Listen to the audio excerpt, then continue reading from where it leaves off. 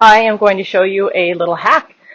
This particular blanket, I don't really like the buckles on it. I feel like they could easily get caught on something, and they do kind of twist and dig in. This blanket is also just a little bit large for this horse. It was my last horse's blanket, and it's a Hanspo Sport, which is a pretty expensive therapy blanket. So I put some darts in it, and it's still just a little too big on his chest. So one way to avoid getting blanket rubs is I have taken some Novos, just your inside pillows for standing bandages. I've cut a little notch in it in the middle on both sides, and I've sewn them together.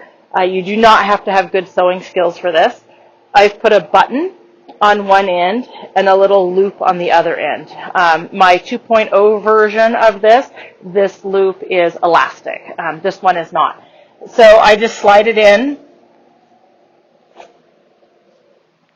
I put the notches so they line up with the edges of the blanket. I take the little loop and I put it over the button. Sometimes he pulls on his, and so I just do an extra twist to really secure it.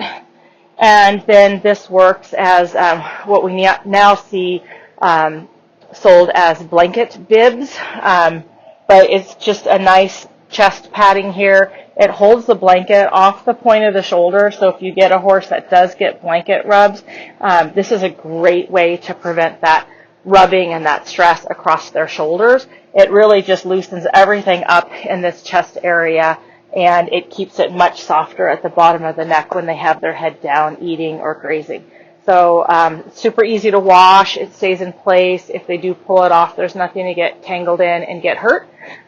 So it's just a really nice little trick to keep your horse's shoulders from rubbing with their blankets on. Have a good winter, everybody.